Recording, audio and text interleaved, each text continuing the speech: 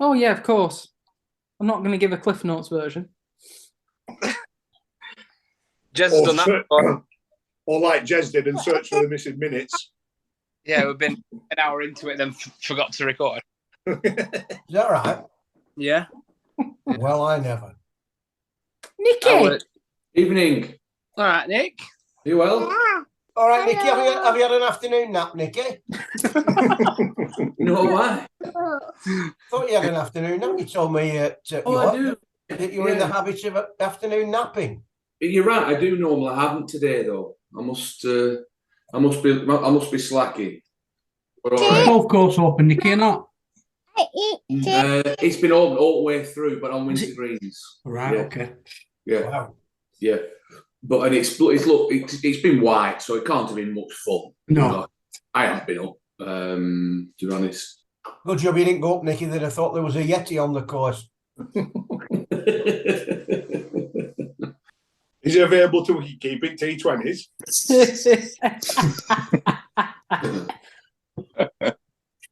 I've been Thought told you were doing that, Blaise.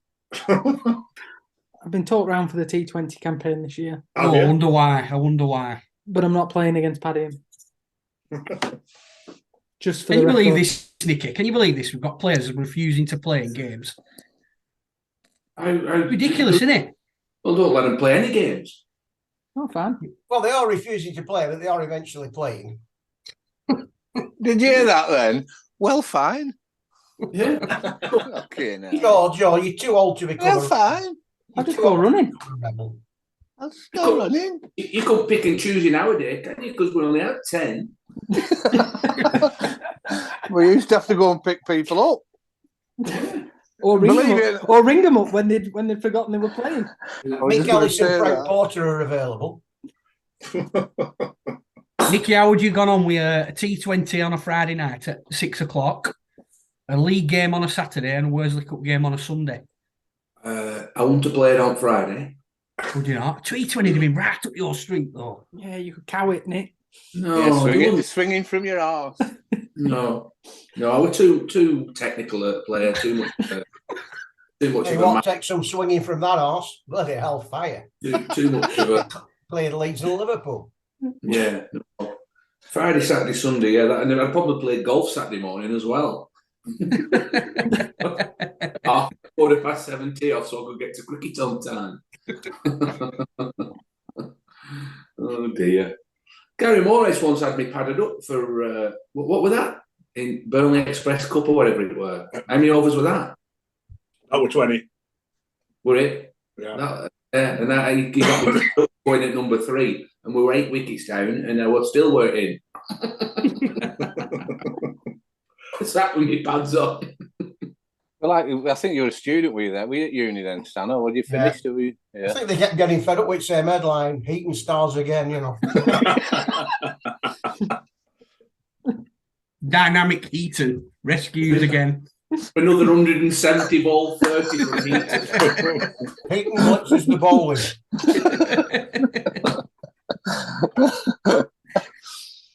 Oh, that's funny. Lucky 12 not 8 wins game for House. Did you keep a scrapbook of your work, Stan? I have, yeah. Kept a scrapbook since I was a tiny kid. Oh, can we read it? Can you put some of them on, Stan? Come on. You still do it now, Stan? Well, there's not much to put in it now, you know. I think the last thing I put Clean in, ladies' toilets. last thing I put in was my British Empire medal. Oh. Being on first name terms with the Queen. God rest The her soul. Yeah. Did she present it, you, Stan? No, Lord Lieutenant of Lancashire presented it at Lancaster Castle. I've already met the Queen once, so I didn't fancy going down to Bookhouse, as we call it. And Do they give it all that? It's sorted on all that business. no, I'm not Sir Stanley. Oh, that's only for sirs, is it? Right. They throw it across room to you. No, it was in the actual courthouse at Lancaster Castle. So you stand there and they read through your CV. I felt totally embarrassed. There were people there who've been running clubs, holiday trips for underprivileged kids. One woman had virtually done everything bar sweep the streets in chipping. And I'm there for cricket. You know, I felt a bit embarrassed really, but can't turn it down, can you? You're just so humble, Stan. I think you can turn it down if you wanted to. Well, if you're John Lennon, you can, but that must We have went taken to- a while. What do you we usually went- use, Scott? We went to a do at golf club, and he's obviously got his arm in a pot now because he's had an operation, and it was a sit down meal job, so I had to cut it up for him, Bloody hell. and then Did you feed it him? fire it at him with a catapult. Unbelievable. Ian Sheridan, hellfire. Oh, Shez is here. Fantastic. Excellent. This will And- be like 10 minutes now of him trying to get his screen on and stuff like that. And his audio and his... Yeah, I can only see 4 here. How's your It's ankle, Shez. you fat bastard? Hey, Shez, I've got my glasses on. Why are you late? Have you been welding? 26 minutes past, dickhead. Yeah, Half stop. Yeah, past, you're seven. 26 minutes late, you bell end. half past, I was told. Who invited Frank Carson? 7, cheers. Is your nice Alpine fella doing well, bless? It is. I'm at one at the ski lodge. Yeah, like rest of them. They're in Masonic Lodge. I weren't. They won't Right, have me. so. Hello, They Nicky. won't even let you in Oh, Lowerhouse yeah. Lodge Well, good to see, Stan. You're not as smashed as you were last year. this time. Just finishing my tea now. I'm going to attack the refreshments. You'll start with the Bacardi Anyway, and let's Coke. start off on a happy note. Tell me about the Empire State tea room. We just discussed it, says I'm not going through it again. You should have been here on time. What are the chances of it taking off? Well, it's not rocket propelled. When's British Museum come to pick old tea room up? Well, one step at a time, Shez. One step at a time. I bet it can tell some tales, that tea room, Stan. Well, I've been in one or two, What one do you or two mean, Shez? incidents in it over the years. Who can ever forget when the 2 rats climbed out of the bin and ran across the tea room floor in front of the Islington Ladies Committee? Who promptly screamed. It won't be the first time they've seen a pair of rats, that lot, will it? Who promptly screamed, stood on the chairs, and John Carroll said, "Don't worry, ladies, it's just a living crew, it's Oh. That's Cheers. what else to say then. Hang on, let's just stop with the new development. Stan's just explained how they're going to reinvent the old members' room. I mean, how good would that be if we could get that back with that little stock room and the benches around and But some Sir memories Gilles from de there. Creek, I've saved Sir Gilles Yeah. de Creek. Jazzy will be going back up. Yeah, yeah. No, we've got another roll of that wallpaper that Clifford put up with green flowers on it. And a glitter.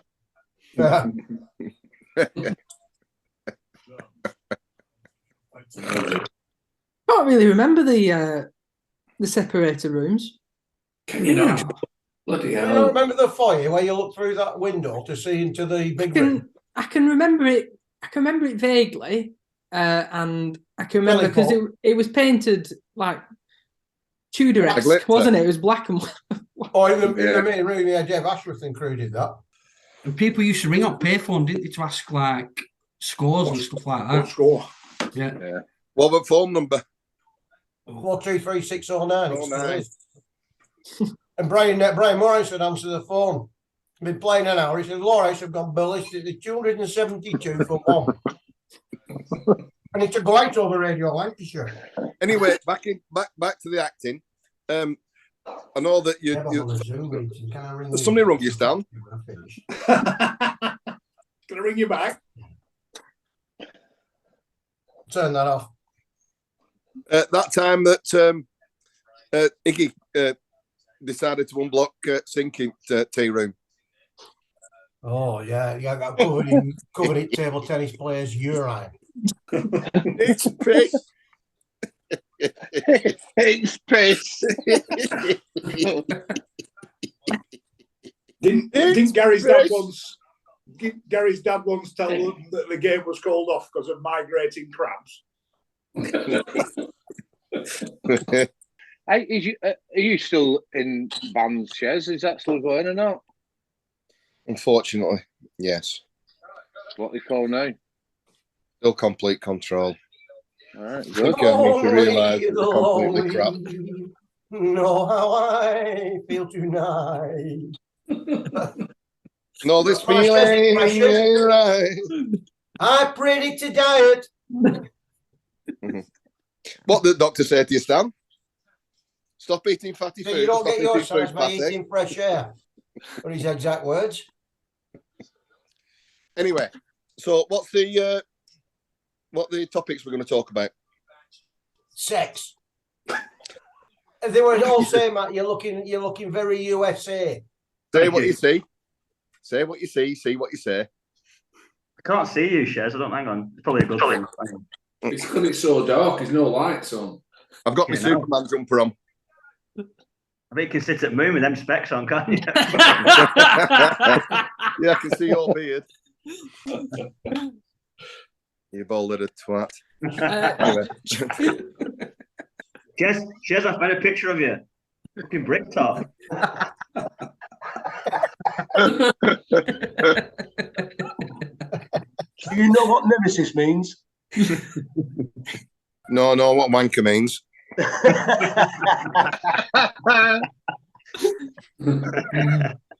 Well, it's like fucking bass player out of Creedence Clearwater Revival, doesn't it? Oh, my God. No, they were a good band.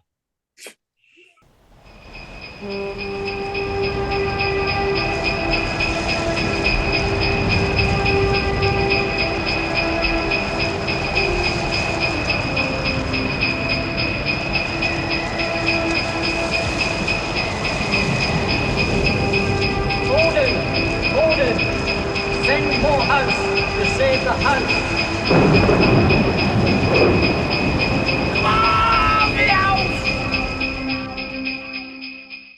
Hello, welcome to the Housecast. This is the Christmas special.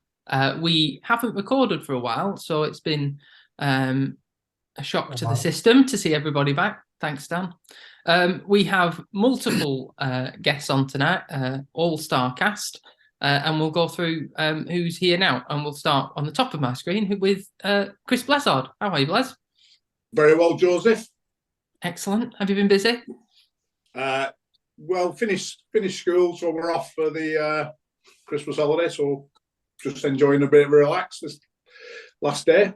Splendid. How is all your decorating gone for your Christmas day? Well, it's fantastic, as you can see in the log cabin.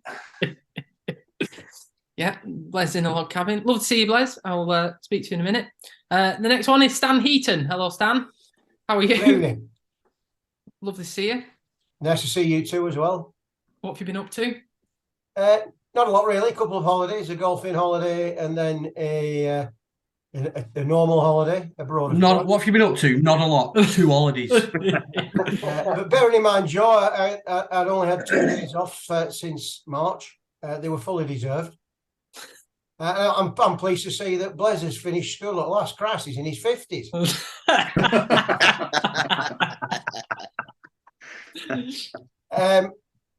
Obviously, not much to be done on the ground when it's under frost and snow.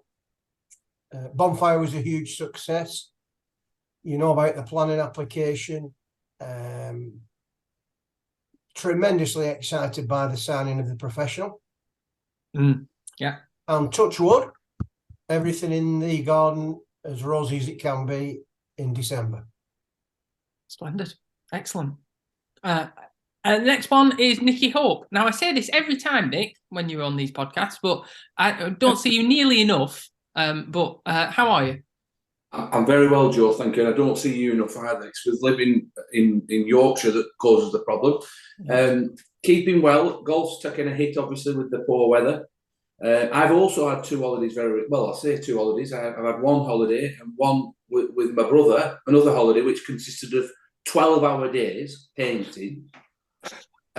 followed by like 3/4 an hour for a pint, and then back painting, and he called on holiday. Excellent. Can I ask Nick, did he pull his weight? Did Jez pull his weight? Yeah, with the painting. Oh yes, oh yeah. It was a joint mission. I was chained to the bed, but it had about a 12-foot chain, so I could get around the room and paint all the walls. So obviously I couldn't get out because we have had a bit of history when we painted Spain House. I did have a bit of a habit of going missing about 1 o'clock every day and coming back at about 4:30. So he won't going to let me do it this time. But yeah, all good, thanks, Joe. Wonderful, excellent. The next one on my screen is Ian Sheridan. Uncle Ian, Shez, how are you? Jumping out of my socks in my Superman dressing gown. Fabulous. Excellent. Nice to see everybody. Yeah. I'd like to see there's a picture of me on that wall, but there clearly isn't because I'm shittest out of all of us. But never mind, go on. There is a picture of you actually up here at the top. But is he covered in tomatoes? No, no, it's not. Enjoy tomatoes. Tomatoes. Next on my screen is Matt Marquis. Hello, Matthew. Hello, Joe. How are you? I'm very well, thank you. Have you been busy? No, not really. Just doing lots of walking, bit of running. Nothing exciting. See you running sometimes as well. Just see a blur going past me over the tops towards Clydebridge now and then. Well, I had a fall yesterday. Oh dear. I hurt my back on the ice. Oh, no. How was that? How was that? Was it slippy outside by any chance? Yeah, very. Is that because it snowed? Yeah, but it was more the ice. And had it frozen? That had been rained on. You had it, right. So what's the moral of the story? Would you like to tell you? Only Don't go fucking running when it's snowing. Only run when Blez is in, because I knocked on and he weren't there. Look on the bright side, Joe, you didn't have far to fall. Next on my screen is Gav Shields. Hey. Hello, Shieldsy. How are you? All right. Yeah, sorry. Sorry. It's all right. Who's playing? Two people I've never heard of. Oh, okay. Fair so enough. It's Worlds in it at Christmas, so it's yeah, of course. It's only day 2. It's all no marks in it at the start. How have you been? Yeah, okay, thank you. Okay, mate. Yeah, you? Yeah, fine, thank you. Burnley been all right? Yeah. Superb, haven't they? It's been great to watch. They like watching Brazil. And how have you? And is that what Stan thinks as well in your think tank that you have at half time? Or to be honest with you, it's a nightmare, Joe. As I keep saying when we're on these shows, I still have to tell him what's going on at half time when we meet for a pint.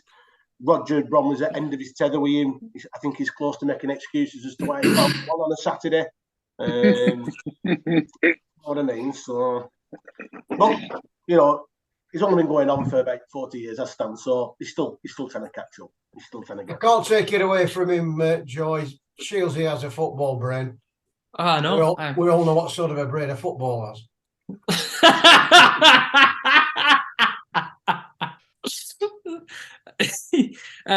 Next one is Joe Beneducci. How are you, dude? All right, Joe.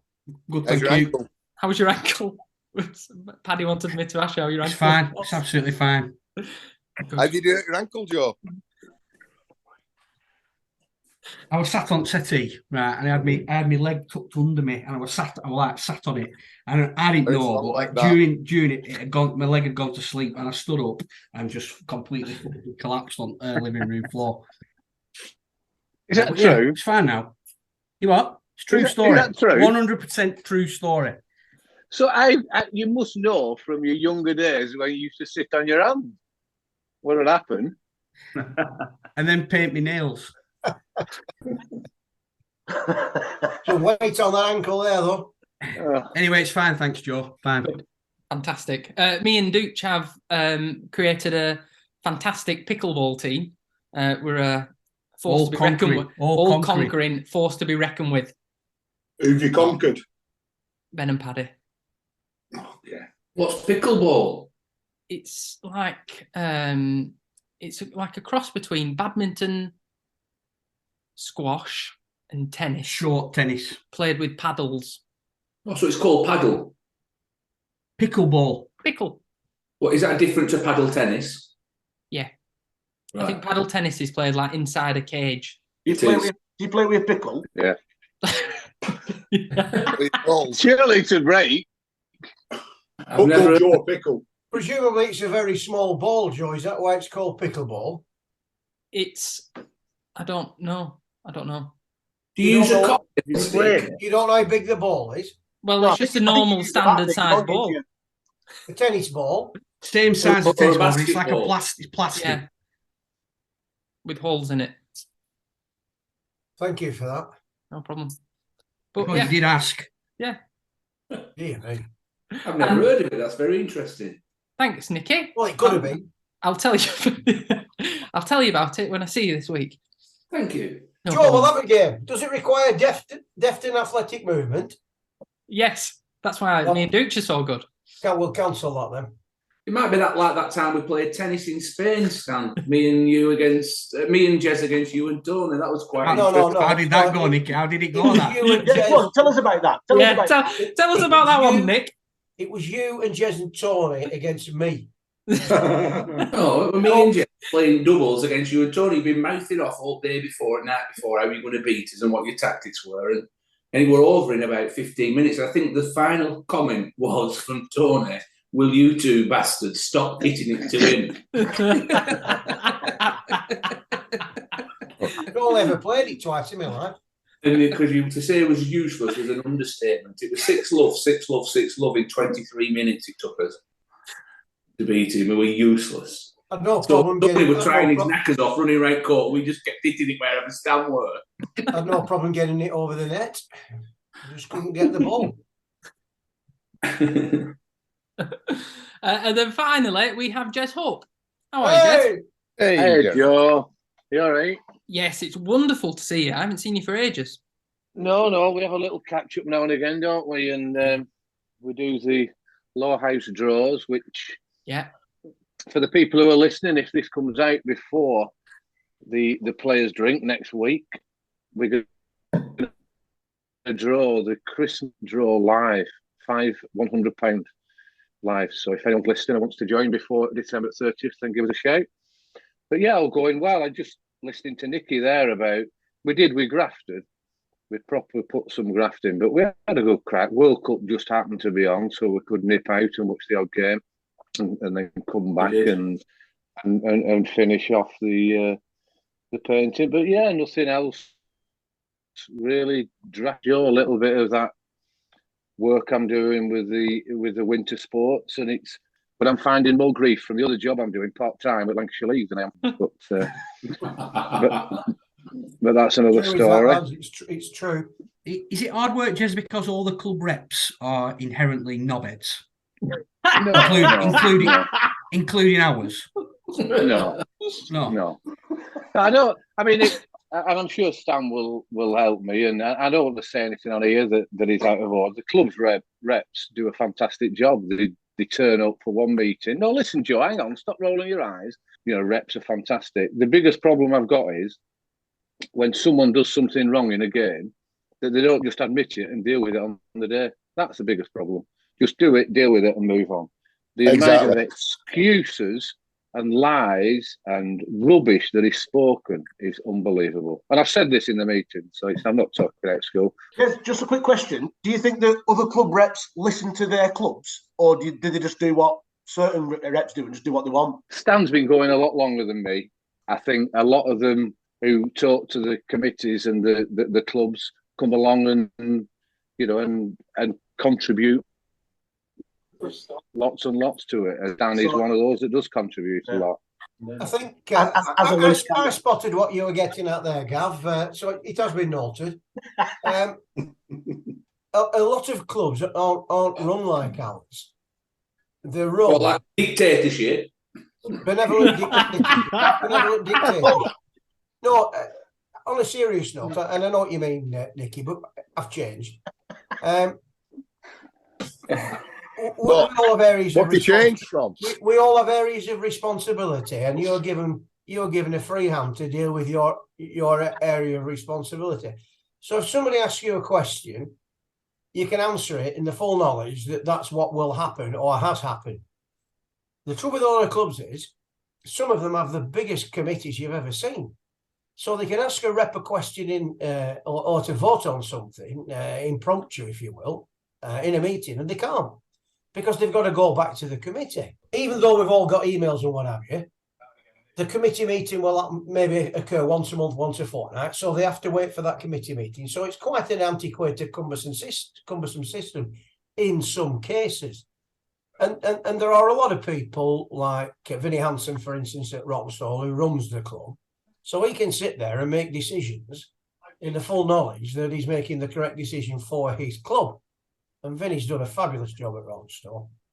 But Jess is absolutely right about there is a complete lack of willingness to bite the bullet and say to somebody, you clown, you shouldn't have done that, too much ban. And a lot of the offences are far, far worse than too much bans.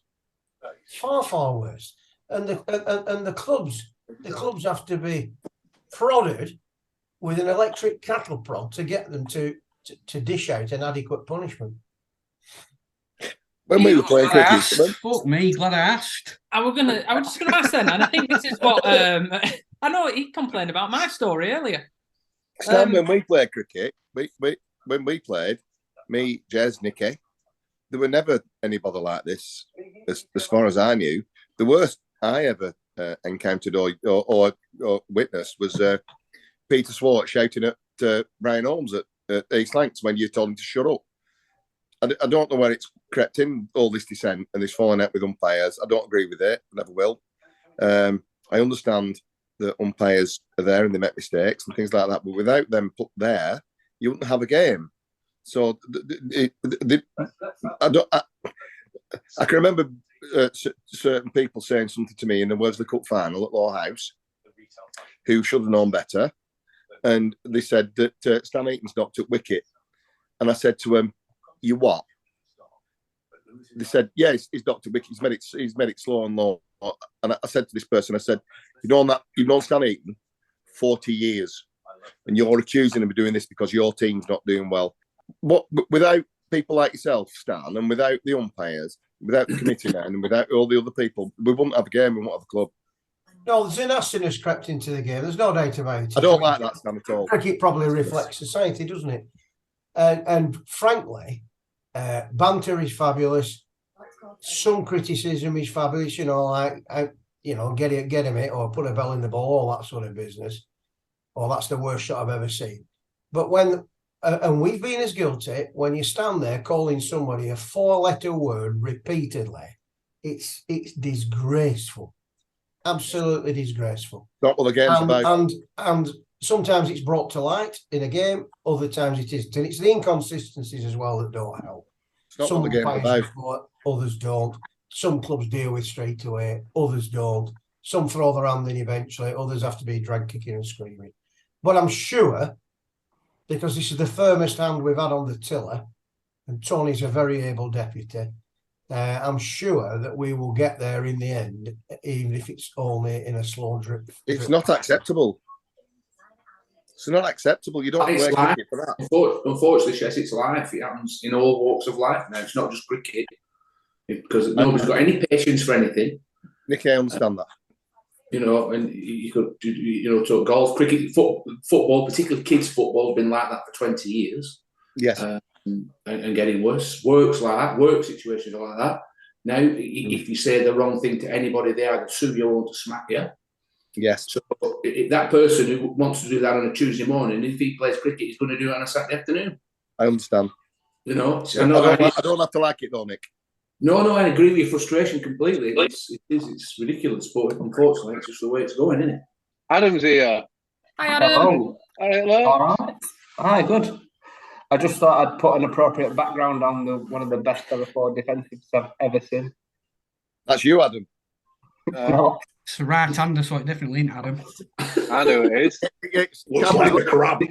Looks like he's just It is. Blazer's right. It's the crab. Has he got his eyes open? Is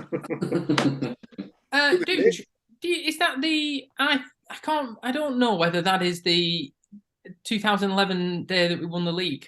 No, it is. Or is it the year before? I think it's the year before. Is it Adam? Is it 2011? Yeah, I got it from that album. Yeah. All right. Who Okay, is there it? you go. Beneducci. Beneducci playing a forward defensive, and if you've noticed, both feet are off the ground. Could you not tell it was Joe as soon as you saw the lack of technique? Who went first to win I've league, got a Joe? lot of trophies though, Stan. I've got a lot of trophies. Andy's missed the ball. Joe, every trophy you've got, I've got one as well because I get them made. Joe, who won league? Say again, Chez. Who won the league? Must have been us, probably. You weren't it, Joe, weren't it? Yeah, we did. No, Joseph's, but captain when they won league. Yes. Yeah. Did you win league, Stan? No, I didn't. Anybody else?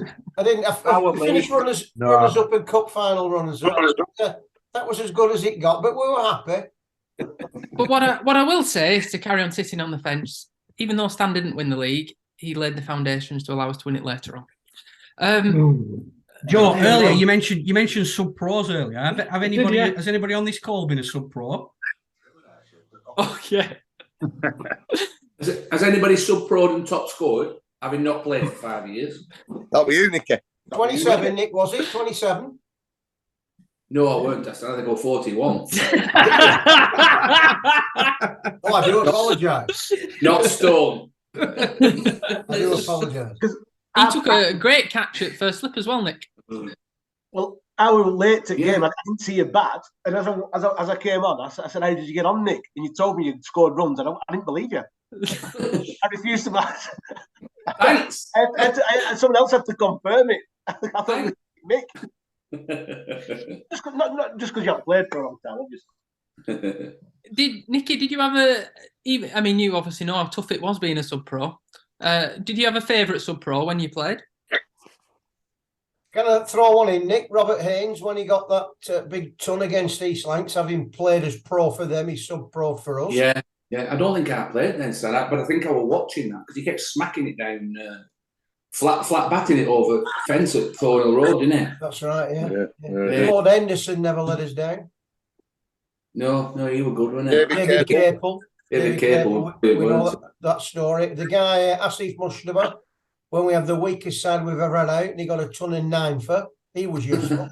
And we still lost. No, we won, but the following day we were all right for 50. I think he opened the batting with Swifty that day. Quite possibly. What a contrast. Yeah. Whilst we're on that, I think I was speaking to Adam the other week about nicknames that we've had. When we were bored at field, we give daft nicknames. That was got to be one of the best ever of Swifties, weren't it, Luna?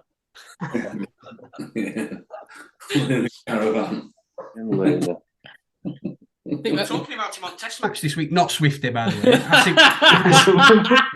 Asif Mushtaba. They were talking about Mushtaba on Test match this week. They were saying one of the Pakistani players has got a striking resemblance to him or something. Did Johnny Russell get him out once in a Inter-Toto game? Mushtaba. Yeah, Norden, were it? Yeah. Well, Jez got him out in the cup final against Haslingden. Yeah. Yeah, it did. Caught Charlie Cotton. That'd be a hell of a trivia question, wouldn't it? Who was the wicketkeeper in the cup final? Well, you can give an answer, but it won't anymore. Charlie Cotton stuff. Yeah, you're not answering now. Well done here, Gav. Well done. Did you keep in the first team, Nick? Yeah, terribly. And that's where, I do. That's where Greasy can't and I don't do mine to be the same game because I was forced to do it on numerous occasions. I didn't want to because me and Alex Stewart had the same problem trying to keep wicket open the batting. So I was forced to do it under duress quite a few times. And we played at Rishton and Martin Van Rentels were bowling. Were it? No, sorry, Craig Light. I think. Yeah, with Craig Light, who weren't a good bowler, were it? He had a pot shot for bowling a beamer, didn't he? He bowls to Peter Slate really early on, and he charges out wicket to Peter Slate, misses it by about 4 foot, and I stood behind wicket, it just hit me, and he got back in, and he got about 160 with Peter Slate. I bet it was 4th over when he did it. So, where did Greasy Palms come from, Nick? Bakel. That was another time they made me do it, Joe. And I dropped. Who were bowling? Somebody were bowling. It weren't me. You remember it weren't me. John Kent. Yeah.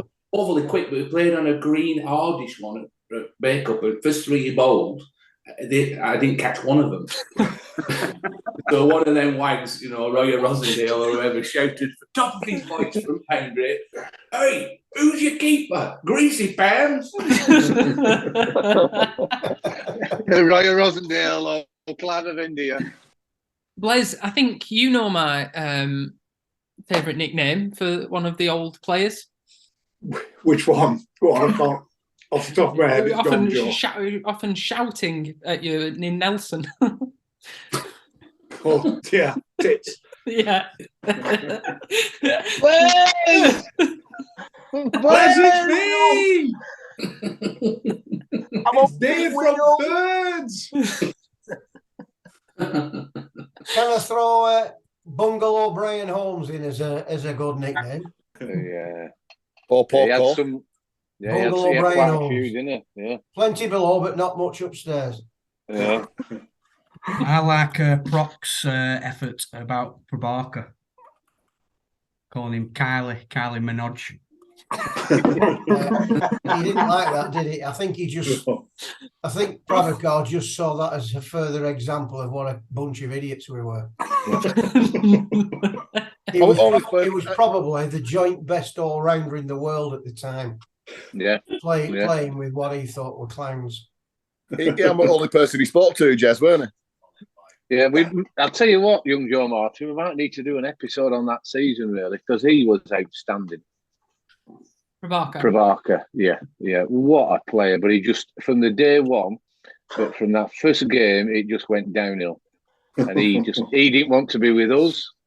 We tried hard up to about June, but then the one occasion, I don't know if you remember it, Stan and Blaise, when Harry Brooks were quite prominent in trying to get the cricket going and trying to get it more professional. And we all had to go training and practice every Tuesday and Thursday, wherever possible, rain or shine, and we'd go for a run. And we'd turn up and it'd be drizzling a little bit. And we would practice and do as much as we could fielding. And Prabhakar used to have to go under covers. Keep drying, won't come out. When he made him go, didn't he? Harry made him go under no circumstances. Then he'd come to practices. Yeah. He'd hide under covers to keep dry. Do you remember the other international umpire was playing that year as well, weren't he? Tucker. Tucker, yeah. He didn't like him, did he, either, Mano? No. Tucker the fucker. Yeah. In fact, it'd be interesting, really. Maybe we could get our statistician in Joe and Adam to have a look at, because Prabhakar got done for match fixing, didn't he? Out in the open, he got prosecuted for it. Did he? Didn't know that. I didn't think he did many Lowerhouse games, though, Jez. Apart from that one when Alec Ormerod came in the dressing room and said, "Jez, what are you going to do? What are you going to do about this ball? What are you going to do about this?" And it ended up in Daily Mail, that. Scratching the ball. Oh dear. 1999, he got done for match fixing. Did he? Wow. And when did he pro for us? 91. 91. He was banned for playing cricket for India for life. He just did one season, did he? Didn't know that. Yeah. Yes. Right. Wow. Yeah. I think he just won great performance. He'd 6 for and 100 at Todd. That's right, yeah. If I remember rightly, Dwight York's brother Clint was the Tobbery professional, and we'd something like 7 men on the. He was a left-hander, and he was prolific run scorer. And with something like 7 men on the offside and 2 men on the leg side, and he pulled along up like a rocket at Proc at mid-on, and it stuck. Yeah. Stan and Shez, we've had you two went on tour quite a lot. I'm keen. We've discussed the Glasgow trip before, but I'm interested in lots of other trips that you went on. If you have any stories that you'd like to tell us. Well, you went to Dublin because Northern Ian was Ireland. the character that he was. There was only one Muggins prepared to room with him, and that fell on me. And this wasn't a cricket trip, actually. This was a golf trip, and we stayed at Llandudno. Shez says, I like to sleep with the window open. I said, it's February. He said, no. He said, honestly, he said, I like to sleep with the window open. Oh, all right then. So I'm shivering like mad in my single bed. Shez is snoring like mad in it. And it just gets light, and I wake up and I can hear this rummaging around sound in the room. And it's just, as I say, it's just, so I look up and there's a seagull coming through the open window, and it's eating the complimentary biscuits on the dressing table. So I woke Shez up and said, you invited it in, you get rid of it. And he was shared, so I finished up having to shoo it out at window. Won't get out of bed to she said, I'm not going near it, it could have rabies. But a full big seagull. It was just a typical daft Shez incident. I'm going to go on to Shez has gone, so I'm going to go on to second team cricket, because we don't really ever discuss this in on the podcast. We should discuss it more. But obviously, we've all played quite a bit of second team cricket here. So I was just looking, and the majority of time I played in the twos with Matt Marquis and Gav. So I was wondering, they were fantastic teachers in that stage. So I was just wondering, they were. Teachers? Well, you know what I mean. They were life coaches, mentors, or mentors, life coaches. They taught me a lot about the world and the game. Examples of how not to do it, possibly. Yeah. So I don't know if. Yeah. But Matt Marcus, you and Gav played together a lot. What are your kind of memories around that period? Oh, we shares a lot, probably. I don't know. We played some good sides then. But then there were other people coming into the sides, weren't there? Like, obviously, Stan played a couple of times. We had some good four-legs, didn't we, Stan? We did indeed, but they were character building, Matt. Friendship building. No, I was playing with people like Frank and stuff like that. There were some, you mentioned before, there were some real characters that came through the second. People who didn't go on to play first team cricket, but some proper characters, like a nucleus of a side. No, some real characters coming through. Like, you had the nucleus of your second team, didn't you? And then, obviously, lads that were coming in that were going to go on to far bigger and better things. But then you had these characters coming through the side, people like Slippers and Tits and Chumpers and people like that. So there's plenty of stories to tell around them. I'm sure Gav can enlighten us with some stories about them, can't you, Gav?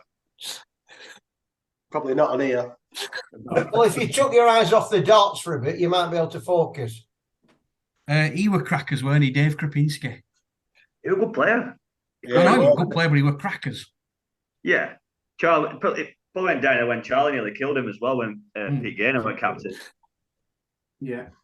That never helped, did it? He's been down a lot especially last year and year before. Does his lad play junior team, Stan? Who's that? He was helping with the All Stars this year. Helps with the All Stars. His young lad Seth's an All Star. He's only about 5. Had a couple of good chats with Dave. Cracking lad, and I'm hopeful we'll get David involved in the very near future. Yeah, good player, couldn't he? Oh yeah, play first team. When would he have finished playing? We know, Adam. What year did he finish? About before 2004, I think. Who had the mahogany bat? Yeah, Ted made it for Tits. Oh, right. Ted, another good player, but I've never seen anybody play as pissed. He used it next, didn't he? When he, yeah. Can you remember when we were trying to find places to practice in the days where we weren't allowed to play on the square, really, because of there weren't that many pitches that we could use. And your dad sort of had us all over ground, didn't he? He had us sort of like over at far side towards the park, and then tried to get us back where we used to practice in front of the pavilion. But then he tried, because he said the hardest place was just in front of Groundsman's Hut, because that's where the roller came out, and that were always flat and quite hard. So we pitched the net outside there, and everybody was just looking at each other. I am not going to bat first on there. There is no way I'm going to bat on there. Anybody fancy a bat? Dave, I'll do it. First one hit him right under his left tit, right in his heart, and he went down like a sack of spuds. Next one hit him in box. And third one rolled on floor and bowled him. So I think just pitched it and went somewhere else. Would you ever play with him, Joe? No? No, I don't know. A lot of these people, Dave Askew or Jumpers, I've got no idea who. You'd have got on well with Slippers, Joe. You'd have got on well. Yeah, with him. Very similar. That would have been a meeting of minds, wouldn't it? That. Yeah. Yes. Very small. He could play, couldn't he? Yeah, prolific wicket taker. He used to get us all in that second team. I mean, we were all kids and we were struggling for cars and lists for away games. And there were one game, I can't remember where we were going. And he went, right, come on, just chuck all your bags in back at work's van. I went, yeah, all right. So we did all that and we still couldn't get everyone there. So a couple of us, probably 2 or 3 of us, had to get it back of his works van. And all the way to where we were going, it might have been Tottenham or something like that. Every so often, he kept slamming brakes on and stuff like that. But by the time we got to away game, honestly, it was unbelievable. We're covered in bags, bruises, all sorts. But I was going to have bust noses and everything. He thought it was hilarious and went wrong way around bags and all sorts. Do you remember other works, get the band game, when we went to Longridge, Gav, with Matt Orb?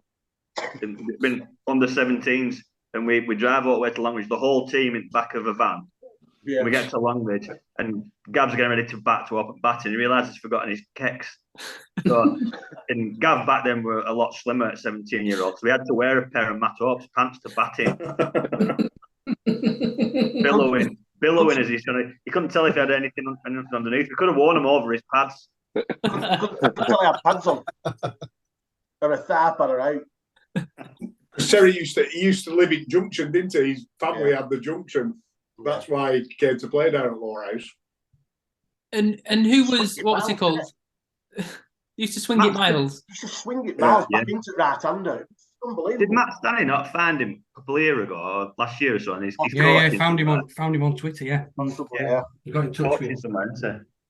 Good bat as well. Good Terry. Good bat at second team as well. Used to bat it top 3 or 4. He come back. He come ball that time when we played at Bay Cup, Gav. Do you remember? And we were batting first, and he got told, but it was baking hot. And he got told, you need to put some sun cream on. And by the second half, he couldn't move. It's the same shame Shez in here for this, because I think Shez were captain. And I don't remember the same game, but he used to have them, like, you know, them horrible beaded seat covers that you have in cars. Yeah. He had them in his car. And Tony Woodworth put a meat pie under the seat cover and didn't tell him. I know you found that out. Allegedly. Tony wasted a pie.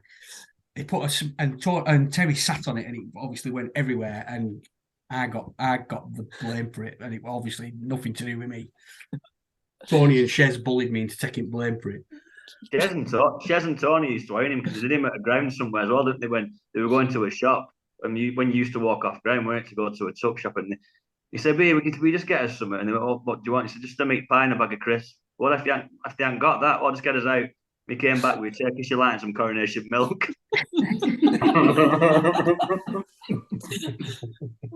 But like, as a young lad being in that dressing room was brilliant. It was just superb. You just sit there and think, what the hell's going on here?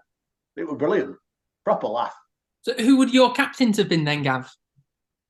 Right at the outset, it were Rusty and Bron and Iggy used to take it in turns. Then Shez. Gearbottom not before Shez. Gloria Gearbottom, weren't he? He were before that were eventful that year, weren't it? When he had to control all the when you and Charlie were playing dressing room cricket, and Charlie were batting with mallet, and he hit that tennis ball right through where Peter Gaynor in the middle of what can only be described as a circus for trying to read Financial Times. Charlie whacks tennis ball right through and hits him right in the face. you can imagine, can't you? Oh, he went absolutely berserk. He had no control over us, unfortunately, for Peter. And what were it like Iggy captaining you? Brilliant, absolutely brilliant. Everyone's threatened to fuck us all with a hot chip. Yeah, yeah. Just as we were going out, we didn't have any team talk whatsoever, and when Dick and Mott used to do tea rooms, funny and barges and stuff like that, and we didn't have any team talk whatsoever. And just as we were going out to bat, it was like still demolishing all these chips. And he went, all I said, lads, is if we feel like them, I'll fuck you with a hot chip. Red chip everywhere, and we all went on to the field laughing his heads off. We were probably about like 15 as well. Yeah, Churchilly and that. Yeah. And Stan and Nicky, I think, and Jez perhaps as well. You'd have obviously been in the second team a lot earlier than that. Sorry to highlight that, but what was it like playing in the second team when you guys first started? Les, you're in the middle. I think started in the second. It's a different era, Joe. I think. Yeah. Is it? I think let's stand. Yeah, let's stand. I was a tally boy, and then I became a scorer. Or I'd be playing cricket in the park, and Gordon Jones's head would appear over the park wall and say, "Go and get your cricket gear. You're playing for twos." And I remember, I think I was 10 or 11, and just played because they were short. I remember started playing my first ever game at Rottenstall with Rod Taylor, who was a first team cricketer, very kindly bowling at me. It's quite, you've talked about fun times there, but I can tell you when you played for Lowerhouse second 11 at the turn of the 60s and 70s, it was horrific. Ian Ridley was the captain, he was a lovely guy. Peter Wade played, he was a lovely guy. But you had others who were just dreadful, bullies. And as you know, I'm no softy, but they went out of their way to humiliate you. I'll never forget one game at Lowerhouse. They were throwing the ball over my head, to my left, to my right. I had to run forward for it and couldn't get it. And they were smirking. 2 slips gully, me at mid-off, and they were smirking. And so Alan Southers, God rest his soul, was fielding down at third man in front of the power station, walks up as the ball is walking back to it and says to the 3 in the slips, "The next time you try and make that lad look a chump," he said, "I'll kick your fucking heads in." And that was sufficient for him to stop it. So I don't have happy memories of being a tiny kid in the second team. And it got better. Peter Maudsley was a lovely guy. He's a sharp edge of Peter, but overall he was a lovely guy. And it was only, when I got to sort of 13, 14, 15 that I sort of enjoyed playing in the twos. But with some bad days, I remember being 16 all out at home to Haslingden on a pitch cut off the square because the square was too wet. But over the years, the second team have had some really, really good players. I mean, we've talked about this before. Matt Marquis, probably the unluckiest player in the Lancashire League history. He just happened to be a very good bowler at the time when we had a lot of very good bowlers, and he'd have been in everybody else's first team. When he came in the first team, he never let us down. And what a player to have in your team as well, Heart of a Lion. And there were others who maybe under today's more serious conditions, shall we say, and rightly so, maybe they'd have been better players for it. But back in the day, it was a lot more jocular and perhaps less intense until you actually played in the first team.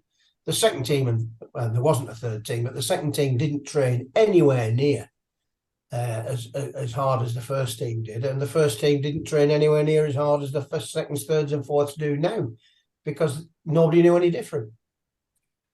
But mostly happy days, but there were times when we were poor. I bumped into a lad called Peter Scott on the turf, and Peter played in the years when I first started, and he was a fabulous guy, and he finished up having I think it was his wife's birthday at the cricket club last summer. Great to see him. Great to see him. I have a lot of happy memories of the nice ones in that team.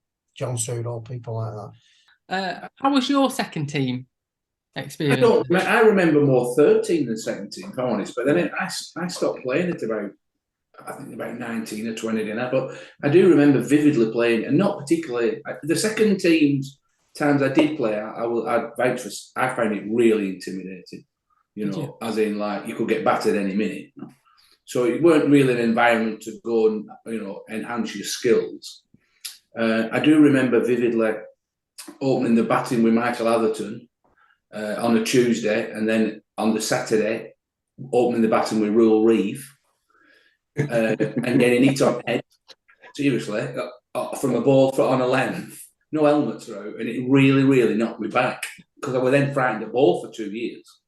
And this bloke weren't bowling at any pace, but I'm only a dot, and I won't be batting with a bloke that's 107 at Chapman, and ball come off a length and hit me square between eyes, and it really knocked me for six. Well, it didn't knock me out, but confident-wise, it knocked me for six. So, and we played on wickets like that every week. So, whilst there was Arthur, Rule, Herbert Marsden. Yeah, bless him. It weren't much for so obviously we got a game because it was the first time Lewis had a third 11. But it didn't really do much for your skills because we were playing at Chapman, Gisborne, Sabden, and the likes. So I don't have a lot of memories about second team, but I do third team because it knocked me for six for 2 years. Arthur, Herbert, and Rule began the third team. That's they right. had a third team back in the 50s, but they resurrected it in that Northeast. I think it was the Northeast Lancs League against the teams that Nicky and Briarfield, St Joseph's, and occasionally I'd have been about 17 or 18, something like that. They'd be short and I'd help them out.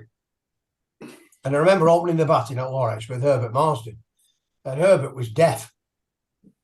And typical sunny day, a few on, bars on, Mr. Whippy's on, flogging chalk ices and what have you. And Herbert wanted to take first knock. So I'm at the runner's end and I can see that the sight screen's not in the right place. So I shout down to Herbert, sight screen. Herbert, sight screen. He goes, yeah, I screamed.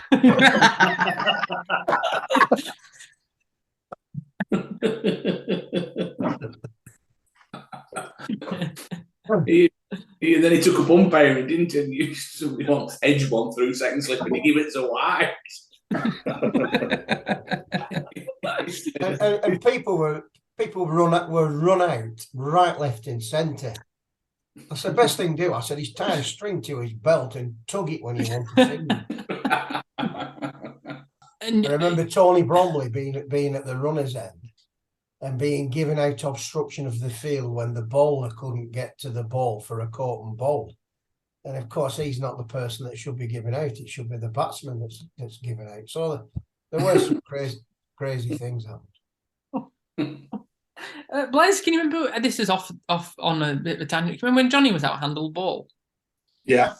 In that game. Well, I don't know rules. It's not my fault. I don't know ruls. Oh, so he did handle the ball. Oh yeah. Picked it up. Picked it up and threw it away. Threw it backwards towards first slip. What do you mean I'm out? What do you mean? I don't know rules. That's not first fair. Team game, wasn't it? Yeah. First team game. Oh yeah, no, it was. Yeah, it was only 2 or 3 years ago, weren't it, Ples? Well, it weren't. It was well into his first team career. It weren't his first games. It was funny playing with Johnny Whitehead. I mean, we've all probably played with some funny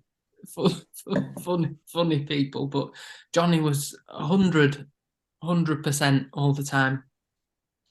Bonkers.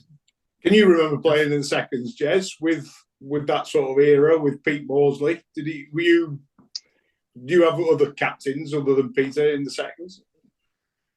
No, I think Peter did the vast majority of it. Yeah. But just what Nicky's saying there, those three, Herbert, Arthur and Rule, were a breath of fresh air to that club at the time. We were very young. I was a bit older than, obviously, I've always been older than Nicky. But at the time, I was probably 15, so could have been pushing second team. And I remember Bomber always used to say, look, it's the best thing since sliced bread, this. You get it quality games. It was time cricket. And I were a batter then. I hadn't discovered myself as a bowler. And literally, I don't know if you remember it, my dad used to say, just don't get out. Yeah. So I would face 120 balls for 10 and think it were great. And the opposition are going mental. Yeah. Yeah. And you learnt a lot from it. And then, you know, the standard was adequate for us. The pitch facilities were very, very poor. But I think I hit it where our first team was getting stronger and stronger. So the people Stan's mentioning as the bullies, and that's what they really were, you know, we don't need to mention names. They were disappearing from the scene, but players from who were first team stroke second team, there's, you know, like some Brian Holmes, Tom Sullivan, all different ages, John Ormerod, were coming and being in and around the second team here. So I was in and out of the second team then, even up to being, you know, like 16, 17, I was in and out the seconds and playing in the thirds. And it was only really when Lofty took over that I played regularly in seconds and started pushing the first team. So, yeah, Pete Maudsley were there. I had never any problem with Pete at all. He were great. You know, he'd bat and bowl me, and we had quite a strong side. Remember that game, Nick, at, I think, Sabden, when you'd been hit on head the year before? And you know, because you were a little dot when he could bat for England, really proper, technically right, but got hit and struggled a bit. And then year after we're fielding, and someone's whacked it to square leg. Nicky's looking up, thinking he's going to go to deep square leg, a telegraph wire, and comes down and hits him on top of the head. And he was fielding. You have to go right on top of him, looking where it's ball, or it's telegraph wire. On way running for it, I stood in a cow bat. Yeah, in a big cow bat. But it's a pity Shez has chickened out and disappeared, because we played a lot there and it was competitive. Just on a serious note, you're absolutely right, Jess. You promising young cricketers playing against adults, nothing beats it. And it's no coincidence that our finest crop of youngsters to date, Walker, Bailey, Martin, Whitehead, I'm probably missing somebody, all played Belvedere and Grammar School Old Boys cricket, 11, 12, 13 years old before they got into our third team. And it was on that basis that we thought it was absolutely vital that we got a fourth team up, so that we could expose 13, 14, 15-year-olds who were good enough, of course, and safe enough, expose them to adult cricket playing against other third 11s. And it reaps dividends. I'm convinced that the reason why York Robinson, Cotton, and others bubbling under them are going to be good cricketers, or are good cricketers, because they're exposed to adult cricket at an earlier age and they're ready for it. All right, they might not beat the field. They might have a ball whiz past them in the field, and they might get slogged for six by somebody that swings from his rear end. But character building and vital, absolutely vital. I agree with that, Stan, because I think me and Gav had this conversation before about when, especially like people like Matt Walker and that came into the seconds. What you were finding is they were quite. I know he's quite a confident character anyway. Just taking him as an example, but what you found is they knew about cricket. They weren't coming in completely cold, and if they were balling, they knew what kind of fields they wanted and stuff like that. And just the way they spoke about stuff. They were coming in ready to play, and it were impressive to see him coming in like that. I know, like I say, me and Gav have spoken about it before, but you could see which of them players were probably going to go on and do a little bit. You're absolutely right, Matt, and there's more to it as well, I think, because when I started playing, and probably Jez and Nicky, it was about surviving. Now, because these lads have all played junior cricket, and because our junior sides have been good, and win a lot more than they lose, they're used to winning. Winning becomes habit forming, as does defeat. So they're used to winning, they're confident, they're knowledgeable, as you say, and they're up and running. And that group that I've mentioned, Walker, Whitey, Billy, Martin, etc. And I stand to be corrected on this, but I think I'm absolutely right. I might get one wrong. All got 50s on their third team debut. And, you know, on the one hand, you think, well, have we held them back a bit too much? But we're talking about 14-year-olds here. All got 50s on their third team debut. And I'd much rather that than they went in the third team or fourth team as we have now. They went in too soon, got a series of ducks and had the confidence shattered. Yeah, exactly. As when you came in, I've got this recollection because you were always, you know, I'm not blowing smoke up your backside. You know, you were a quality player, Lancashire Bucks, you know, potentially going to make it at Lancs. But you had you were also brainy that you would be at sixth form and you were going to uni. So did you play much? You didn't play much with the Rull Reeve era, did you? No, I didn't play at all with those. Well, I played in the thirds when it was the Lancashire League thirds when Duncan Hall was captain. So I never played in that North East Lancashire League. When I first played for the thirds, it was the Lancashire League thirds. Not every Lancashire League side had a thirds, I don't think initially. But I played in the thirds. And I probably played maybe 2 seasons of thirds cricket as a 13-year-old and then a 14-year-old. And then got into the seconds and didn't do very much in the seconds at all, really. I wouldn't say, you know, we had the stat this year. It's only my second team 50 that I got this year. Yeah. Because I only had one other. I thought so, yeah. Yeah. And it was because, you know, you were very talented and very committed for it.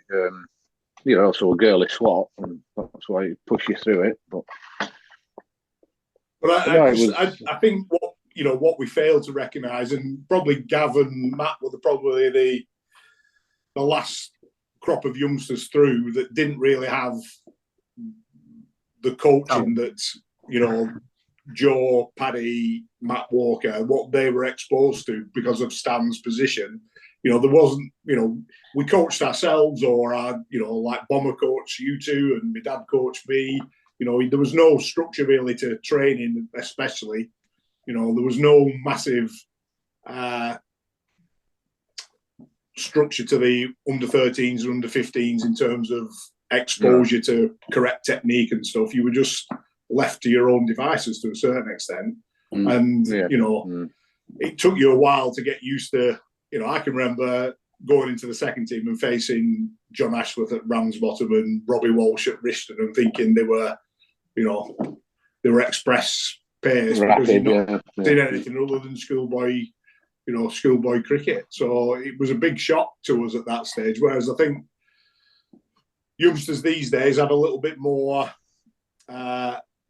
exposure to that a little bit early and a little bit more confidence coming into the situation to do that. It's then up to them to sort of find their own path, their own ticker, really, more than anything else, because they've got all the knowledge and they've got all the coaching behind them. It's then have they got the, you know, the courage or the sort of dedication to go a little bit further. And that was one of the things, actually. Sorry, Jez. And just finally on this, Joe, that's where we have the likes of Matt Stanley, Matt Marquis, Joe, Gav, all these people. They're in between. Stan had this, really, like almost going back to, you know, the early 1900s. Me, Blaise and Nicky and others of that era had that middle ground when it was all changing. And then you got these rugrats coming along who were, you know, they were getting the proper facilities, but they were also probably getting the banter from us and were just a little bit of loose cannons at the time. Just a little quick tell about Nicky getting hit. We gave him the nickname, and you've talked about nicknames to us, Tiger. You did. Because Jeff brought him to a pre-season, probably third team style match. And Nicky, I'm going to guess you were something like 8. Yeah, probably. And you dived to stop a ball, and it very courageous, and it bounced in front of you. You smack it face. Didn't cry. Dick Price just got up and he dived like a bloody tiger, bounces. So little tough kid as well. So we called him Tiger for a while. That might be why I can't remember anything anymore. We all banged on me. It's one of my favourite pictures of you, Nicky, where you've had your face painted as a tiger. That was a good day. That was a very good day. Yeah, I remember that well, Joe. Good, innit? Yeah. And it was done in gloss paint as well. I couldn't get it off. I tried Swarfiga and everything. Yeah. It's a 30-foot cock and ball. I could do a photo album with funny pictures I've got of Nicky. I might do that one day. Yeah. How many of them have a blue wicket in them? A few. A few. High percentage. So if you think it's okay climbing up a wall to look over a toilet cubicle, you carry on. You carry on. Do you remember, Jez, when we played a second team game at Ramsbottom, and they prepared the square the wrong way. They prepared a pitch going the wrong way around, and it were thundering and lightning. Named it football pitch. Yeah. And you just bought that back from the flea market. I remember. Yeah. Bought it back from the flea market, and then we're using it. But then we went off for bad light, lightning, and thunder, and we were in the dressing room, and you were sort of lovingly sort of wire wooling your bat, trying to get all the marks off it. And then Peter Baldwin's hair suddenly started sort of like, he had really wiry hair, didn't he? Standing on it. Going up like that, sort of with the amount of static in the air from the thunder and lightning. And you just had the wire wool above your head like that. Yeah. Well, you weren't lucky. Dooch, Jess, why did you buy a bat from a flea market? Because he was tight. Bomber brought him up. Oh, right, okay. Because it was top quality, but I got my first 50 with that in the first game. Do you remember what kind of bat was it? Wally Hammond. Wally Hammond. Special. It was called called Northern Counties, Joe. Northern Counties. It wasn't what it were. It wasn't. Stan might remember. It wasn't Senior Citizen because they were cigarettes, I think. But it was something like that. It was some. I still got it in the garage. There was a bat called a Senior Bat. It was a brand name. It could have been that. There were no stickers on it. Oh no, they were stickers on it. They were really soft. They were like black painted engraved in with there were no stickers. That's right. Yeah, burnt in. They were almost chiseled in, weren't they? The names. Yeah, we're not senior counties or something like that. I think it was county. Maybe county senior counties. County senior. And it was really soft wood, so I got all this wire wool from work, and because sandpaper were too rough, and it was really light, and it was a proper stroke maker's bat. And I would always lovingly loads of linseed oil on it, and this lot were always taking the piss out of me, but. It lasted 2 or 3 years, and it cracked in one game. I tried to screw it back together, but it didn't work. Did you pull that stunt, Jez, where you only wire wool or sandpaper off the outside edges? Yeah, of course you do. Yeah. So you're left with a red square in the middle, as though you middle everything. Yeah. Has anybody here ever had a bat bought for them by sort of like maybe a spectator or a member or something like that? No. Used to get them at the grammar school. If you got a 50, you got a bat. If you got 100, you got a bat. He didn't buy. The tale he's referring to, Stan, is Bob Sandiford gave me a cricket bat. He didn't buy it for me. He pulled it out of his loft. I think he must have played a bit of cricket, Bob Sandiford. Can anybody confirm or deny that? Yeah, did. I thought, but he obviously loved you, Joe, didn't he? He bought it off eBay for you, Joe. Is that a made-up story? It is a made-up story. He pulled it out of his loft. It were good, and it were a Millichamp bat. It were good, but it weighed about a stone. So your dad had a few goes at taking some mud off it, so I could use it, but I could never use it. But yeah, I got gifted a bat by a spectator. Back in the day, Joe, you used to get all your bats from Cockers, didn't you? Before you stopped buying them. I haven't bought a men's cricket bat in my life ever. The last cricket bat I bought from a shop. Cockers. Yeah, but what I'm saying, it weren't a men's one. The last cricket bat I bought from a shop was a Harrow. Harrow. Harrow. That's all. All the men's cricket bats I've used have just been, I don't know. Begged, borrowed, or stolen. Yeah, begged, borrowed, or stolen. Yeah. My first bat was a John Player Poly Armour, and it was like a white painted bat. I remember them. Duncan Fernley did them, didn't they? White. Fantastic. And then Poly Drive came out, which was like a plastic sheeting over it. But yeah, not John Player, Stuart Surridge, Poly Drive bat. Fabulous. I think, Stan, you go on from, because that was a bit of a sad tale you told there about, the bullying that went on. It was clearly wrong. It's clearly, very close to maybe being investigated if it was only 5 or 10 years ago. But then I think we moved on from that, and I don't know why or who or what happened, but we moved on to that type of daft banter where we're always in dressing room, record player would be going with Neil Diamond on, and we had that camaraderie together that I think has carried on and has banished that what went on in the 60s and 70s. Undoubtedly. I mean, they weren't great players either, and I think they had a cosy second team environment, and I don't know. I struggle to put my finger on it when I look back, and they were a lot older. They were a lot older, Stan, in them days. I mean, when I certainly seemed like it. I mean, don't forget, I'm like 12. Yeah, and they're in the late 20s, early 30s. Yeah. On the other hand, there were characters like, and Joe wanted me to tell this tale. Characters like Alan Suthers, who stuck up for me, and Peter Scaife. Tommy Olsted's granddad, and Harry Olsted's granddad, obviously. And I was a cheeky kid in the changing room. Never said boo to a goose outside it. And as a punishment, they used to grab me, and we had a kit bag because only the best batsmen had their own gears, and the rest shared stuff out. So they'd empty all the stuff out the kit bag, zip me up in the kit bag, and then promptly boot the kit bag.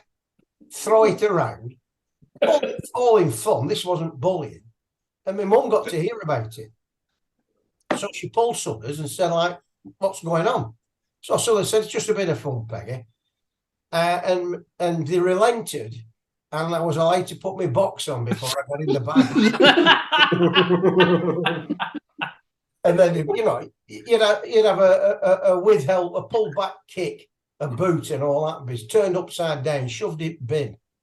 And I love that, to be honest. I bloody loved it. But the other stuff, when I look back at, I still see one or two of them occasionally, but it stuck with me. Suthers did he used to have steel toe caps and he used to flick it up with his boot? Well, yeah, that's true. When he bowled, and he wasn't a regular second team bowler, but he was certainly a good net bowler. He dragged his back foot, so he had a steel toe cap put in it. And the seconds, I think 1971 or 70, possibly 73, time phase. They get to the second 11 Cup final, and we were a bad side. Somehow get to the second 11 Cup final at Colne, and Colne want 4 to win off the last ball. And they pull it to Suthers, who's fielding at long leg. And he runs round the top boundary at Colne, sticks his steel toe cap foot out to stop the ball. No diving in them days. He takes his toe cap, lobs up in air, catches it in his left hand, and he's left-handed, slings it in, and they run out. We win by 1. And, it could have gone anywhere off his bloody toe. And it lobs up and drops into his hand.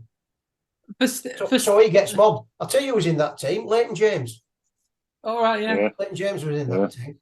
That's right behind your head, isn't it? One of those right behind your head. Yeah, right. The first thing Suthers ever said to me after I'd been in first team a few years was, "Are you? Oh, you're the wicket keeper, aren't you?" Have you tried catching it? Because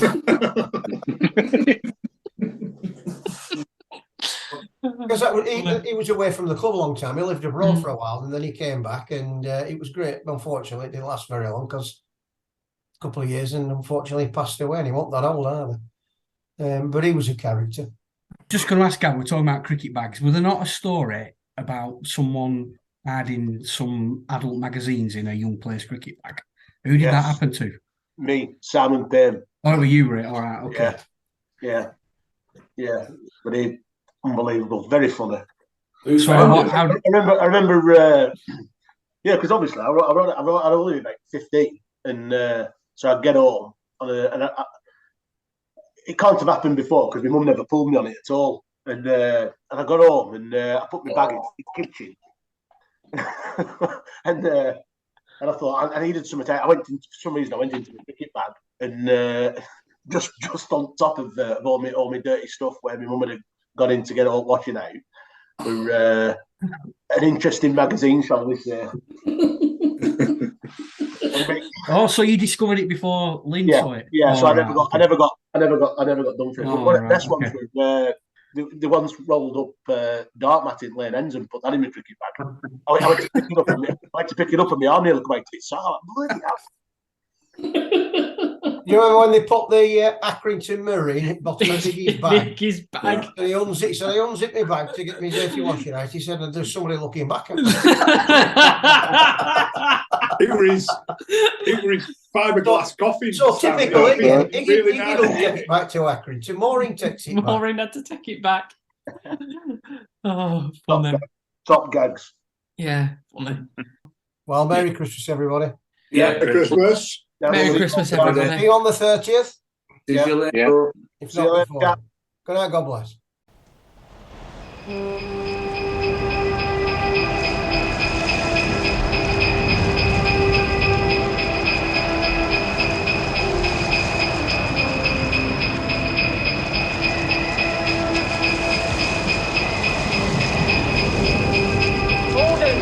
Order!